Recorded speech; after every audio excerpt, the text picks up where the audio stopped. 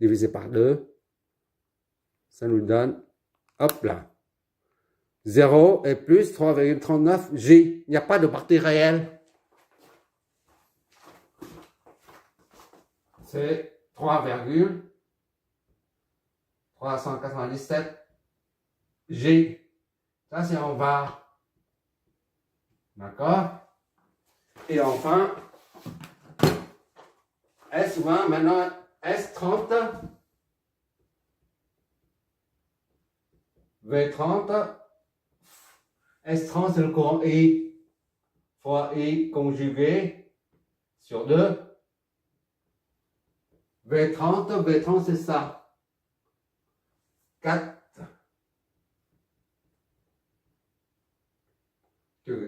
Moins 88.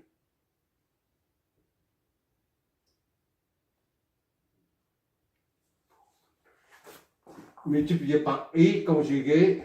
V30, c'est ça. Le I conjugué, il est où? C'est là. Fois 2. D'accord?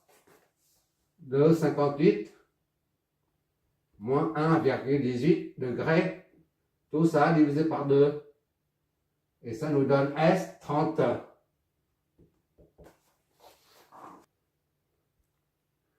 Tu vois le truc un peu. La phase est moins 88, 82. Et l'autre, moins 1,18 divisé par 2. Qu'est-ce que ça nous donne? Voilà. Il n'y a pas de partie réelle. 0 réel et moins 5,097.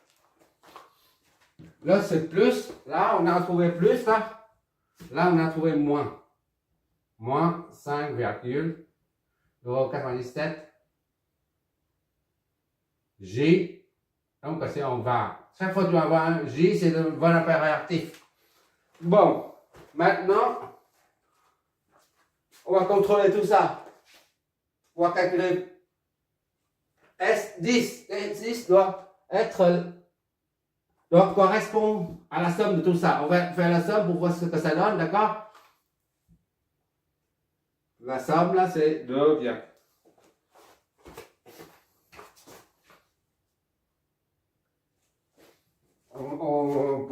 On met 4, ici c'est 1, moins 5,1, d'accord, on arrondit.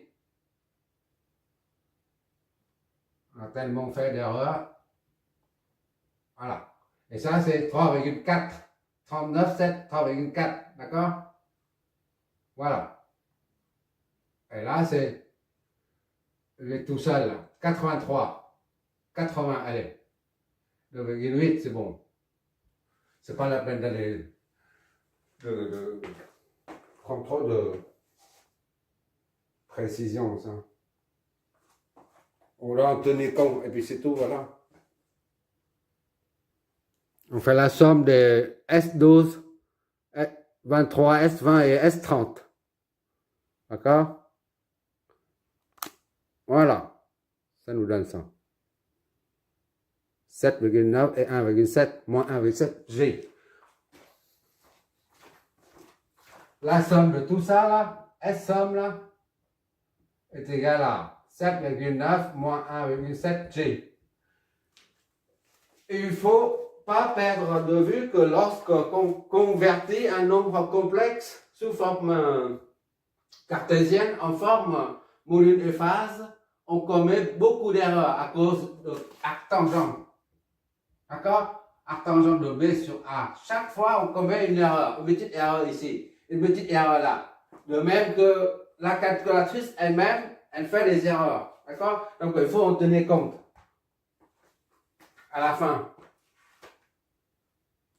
Bon, maintenant, on va calculer ça pour comparer à ce résultat-là. Ça doit être fourni par la source. C'est-à-dire, au niveau de la source, on doit avoir quelque chose de positif, comme ici, et négatif, comme ça. D'accord? Sinon, c'est pas bon. Maintenant, on va calculer S10. S10 est égal à V10 fois IS, qui sort là. IS conjugué sur 2, ça donne V10, c'est 8 moins 40. fois IS, c'est conjugué, c'est ça. 1,683 25 378 degrés. Tout ça divisé par 2. S10 et donc, d'accord, hein? IS conjugué, il est là. 683 25 378. On va vérifier tout de suite. Voilà, le verdict va tomber là. On va bien voir ce que ça donne. Oui, c'est trop loin, c'est trop proche. Voilà. Fois ça. Divisé par 2. Qu'est-ce que ça nous donne? Hop là. 6,5 et moins 1,69. Donc, tu vois, comme je dis, 6. Voilà, partir là. Comme ça, c'est plus cool. 6,5, 114 et moins 1,69 G. Tu peux dire ça, c'est. Il y a une watt. Ça, c'est la même chose que ça, là. Hein. On peut considérer que c'est la même chose. Ça et ça, c'est la même chose. Hein. Quelques poussières. Et là, c'est pareil. Il faut tenir compte des erreurs de calcul. Bon, maintenant, on va interpréter tous ces puissances-là. S12, S10, elle fournit, disons, ça c'est, on va tenir comme 7, on va considérer ça comme 7, d'accord? 9. Bon. La S10 là va fournir, ici, là, la source va fournir comme la flèche de tension et la flèche de courant s'oriente dans le même sens parce qu'il s'agit d'une source de tension. D'accord? Et le courant est la puissance est positive. La puissance est positive. Donc là, ici, là, ça sort.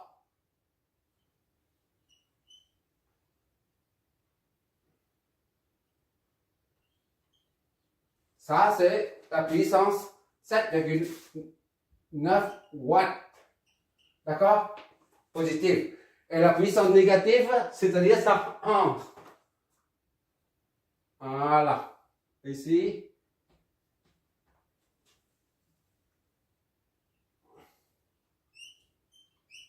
D'accord? C'est moins. Disons, on considère ça comme 1,7 comme en haut. D'accord? 1,7. Va. D'accord? Ça, on est va. On ne met jamais un signe moins parce que là, ce sont des valeurs physiques. D'accord? Là, ce sont des valeurs algébriques. Bon, maintenant, 7,9, là, ça va où en fait? Normalement, ça va 7,9 watts là seront absorbés et consommés par ces deux résistances là. On va bien voir 7 S12 et S23. S12 et S23. C'est bien 2,8 et là 7,9. Tu vois là? Les deux. Tu ajoutes là S12 et S23. Ça fait 7,9. S12 et S23. Ces deux résistances vont absorber et consommer ça. Ça, c'est positif. Ça, c'est positif. Il n'y a pas de signe positif. L'orienté positif. Le courant entre comme ça. Le sens du courant est bon. D'accord? Le sens du courant est bon aussi. Et bien adapté. Donc, le sens positif, c'est comme ça. La puissance va comme ça également. Circule de cette façon. Il est pour cette résistance-là. Ici, S12 consomme 2,8 watts. Et le reste, 5,1 watts, est consommé par la deuxième.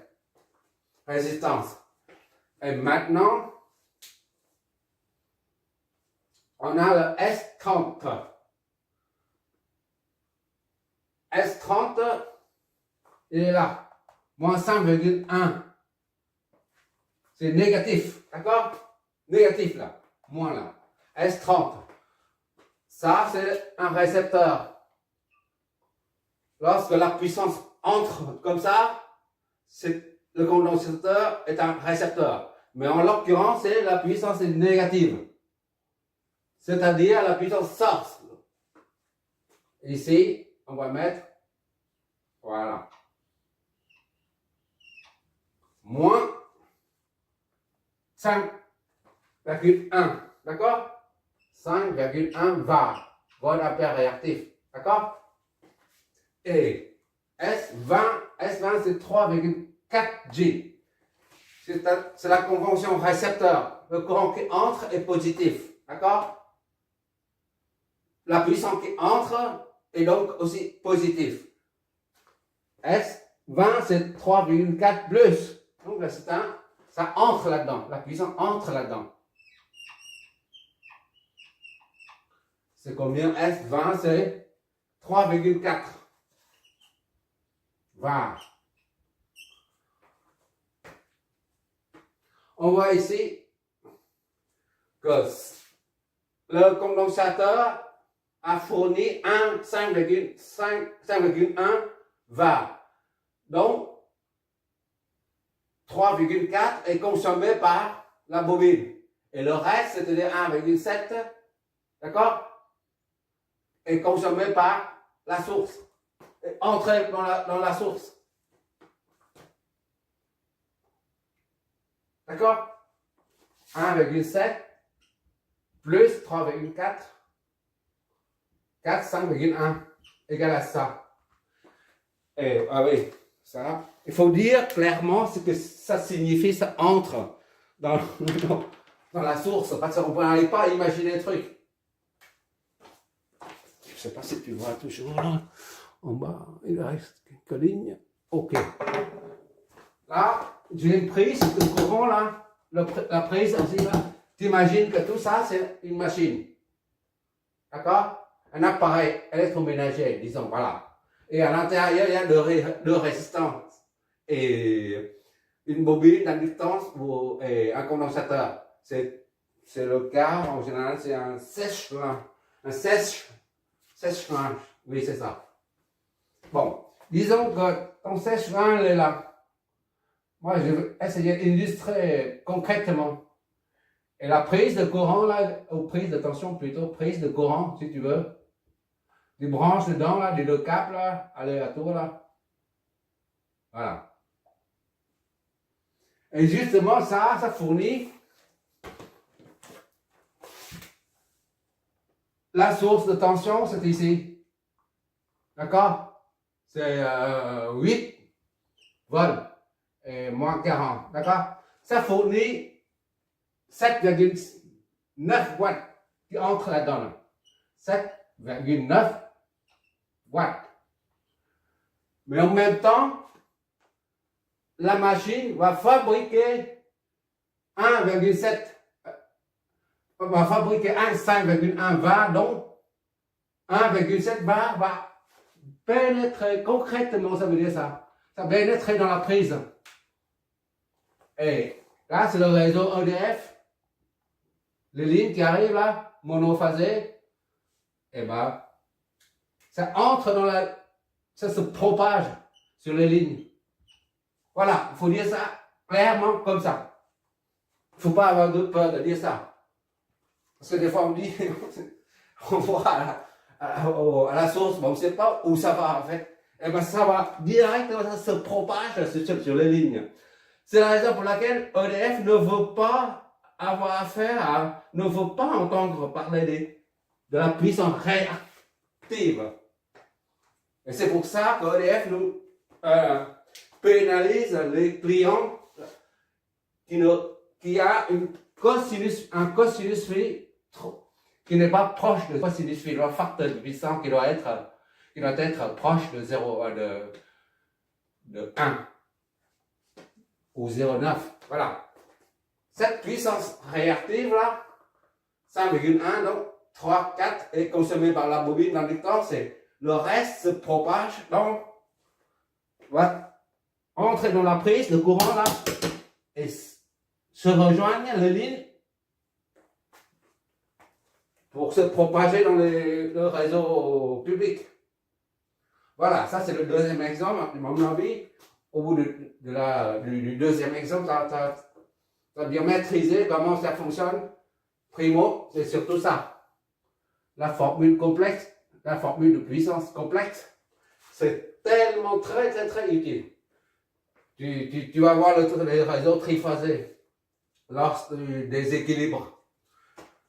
Tu vas voir que le moment venu, on va appliquer tout ça au réseau triphasé. Avec les compensateurs de composantes inverses et les compensateurs de composantes homopolaires, tout ça là, tu verras. Tu vois, qu'est-ce que ça signifie le déséquilibrage? Primo, c'est ça, tu as bien maîtrisé le truc. On fait un calcul normal, là, via la méthode nodale pour trouver les courants. On exprime les courants en fonction des potentiels. Et à partir de là, une fois tous les courants sont répertoriés, tu fais la loi des nœuds. Tu appliques la loi des nœuds pour déduire les courants. D'accord? Les potentiels, je veux dire. Une fois le potentiel trouvé, tu calcules la différence de potentiel en termes de phaseur. D'accord? En termes de phaseur. Parce qu'on raisonne plus tard, après, on raisonne comme ça. Une fois que tu as trouvé les différences de potentiel, tu en déduis les courants. Et la particularité, c'est que, consiste à, chaque fois que tu trouves le courant, tu prends de suite son conjugué. Parce que dans la formule de la puissance complexe, on se sert du nombre conjugué du courant. D'accord? Et une fois que tu as la tension aux bornes et le conjugué, le courant conjugué, si tu peux dire ça comme ça, tu en déduis via cette formule la puissance. Et la puissance est composée toujours de deux parties, une partie réelle et une partie imaginaire. D'accord? Ça, tu connais, grâce à la puissance complexe, tu connais le sens de circulation de la puissance dans le circuit. Là, on a deux éléments réactifs. Qu'est-ce qu'on a comme remarque à faire à ce niveau-là? Ça, la puissance réactive qui est renvoyée au réseau, tu la vois concrètement ici. D'accord? Et comment on fait pour ne pas pour empêcher la puissance réactive de se propager dans le réseau? Comment on fait ça? Et bien justement ce qu'on appelle la compensation de puissance réactive. Tu regardes la vidéo, pour anticiper un peu, tu regardes la vidéo analyse fréquentielle. Analyse fréquentielle.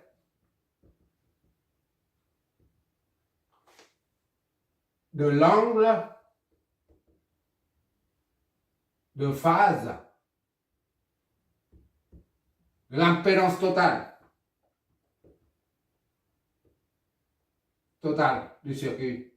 Il y a une seule vidéo, d'accord? C'est pour anticiper.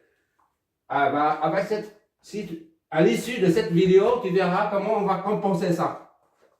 Comment on va empêcher la puissance réactive de se propager dans le réseau public. D'accord? Voilà, on va faire un deuxième, on va faire avec un ampli-haut en même temps, AOP aussi, et un transistor, oui je sais, un transistor. Merci d'avoir regardé, tu regarderas les résultats de simulation en tenant compte des erreurs ici, d'accord? Chaque fois que tu convertis la forme d'une forme à l'autre, la forme cartésienne en forme polaire, ou alors la forme polaire en forme cartésienne, tu commettras certainement les erreurs, même de calculatrice. Ça, c'est l'expérience qui parle. Merci d'avoir regardé.